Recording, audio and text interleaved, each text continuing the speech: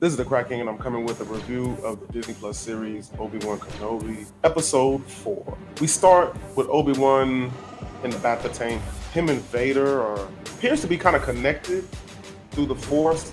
Obi-Wan is feeling Anakin's pain, his burns, feeling his arm being severed, which that arm Obi-Wan didn't sever. Count Dooku did. Obi-Wan just cut off the other arm and his two legs. So deal with it. Like about to take dreams, like it's almost vivid.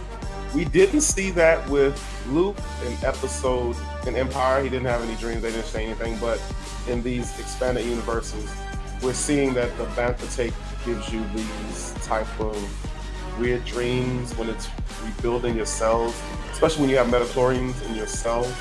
It gives you like these force dreams or whatever. Maybe it intensifies it because it's rebuilding. I don't know. That's something we have to investigate. It did him some good, because when he came out the motherfucking tank, it was almost like he was a new man. Like he let go Anakin's fall to the dark side. The first thing he says when he comes out of the tank is, "Where's Leia?" He doesn't know what's going on because Darth Vader gave him a once over real good. We jump into O'Shea Jackson Jr.'s character, Ice Cube's son, if you don't know.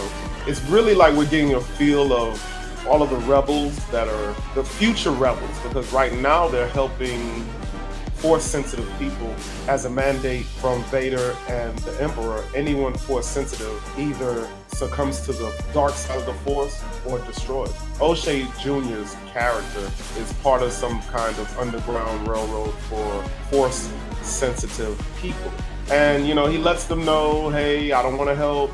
My wife had Force sensibilities. And then all of a sudden he changes up. He says, yeah, I'll help you. And then he has a fucking detailed map of the Inquisitor base. They set up a rescue mission. And they sneak in, get Leia, and sneak the fuck out. So while they on their way, they sneak in the smash and grab. You see Obi-Wan practicing the Force, dealing with his trauma. Just a little bit of practicing and him letting go of certain things. He's almost the Obi-Wan that we will remember. And then we go into the third sister interrogating Leia. It's reminiscing of what goes on in the real world where police interrogate children without their parents there. And that little Leia knows her motherfucking rights. It says something. Maybe you should teach your kids their rights and let them know that there's laws against police interrogating them without their family there. Which doesn't matter. Obi-Wan is trying to find her, and he stumbles upon a hallway where they have dead Jedi in some sort of like carbonite or like freeze dried or something like that. Like they're in like Ziploc bags, dead. I didn't see anybody that I knew from the Star Wars franchise movies, but I'm sure there were some Clone War people. Personally, I thought I seen Mace Windu, but I could be wrong. Then there's the shock that there's a youngling in there that they killed, which there's no shock to me because Vader killed a lot of younglings in the storming of the Jedi Temple. But he force feels Leia screaming for help, and he comes into action. Looks like he's had a whole, just a little practice. It helps. Just keep practicing. You'll get better. You'll get back to your form.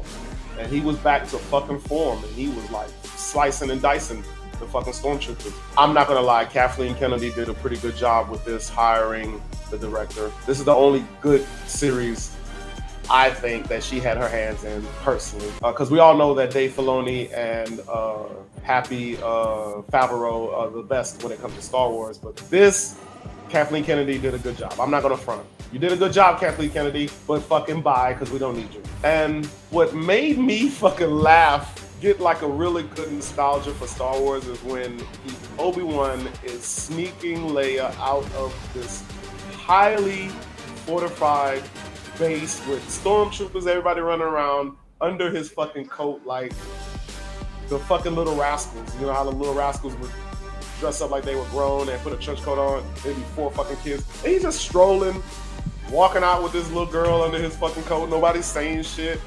He's just like, yeah, we're gonna get out of here. And third sister finds out. She's like, yo, let's just fucking kill them. The Underground Railroad for the Force sensitive comes, saves them. They all pile up in one speeder, which I guess they have to because the other one is covering. They fly off. The second speeder gets destroyed by the third sister's Force ability. She like takes some fucking cell and blows him the fuck up, which is badass. We don't know who that guy is, but he sacrificed his life. Everybody was really sad, and I get it why they were sad. He sacrificed. It was one of the first sacrifices. And Darth Vader's fucking livid. He's force choking the third sister. It took a little bit of time. She spit out that she knew what was going on and she has a tracker, and he lets her live and gives her another chance. All he gives a fuck about is finding Obi-Wan, which I want to see how they figure out him, Darth Vader, not knowing that Obi-Wan was on Tatooine or Luke was on Tatooine. I don't understand. Maybe he hates Tatooine so much he never wants to go back there. I get it. Grew up somewhere and then you're like, yo, once I get out of this mother, I ain't never coming back. And that's fucking Darth Vader. Once he left Tatooine, he say, fuck Tatooine. I'm surprised he didn't blow the motherfucker up when he got the Death Star running, but that's a whole nother story. This is the Crack King from the Crack King Podcast.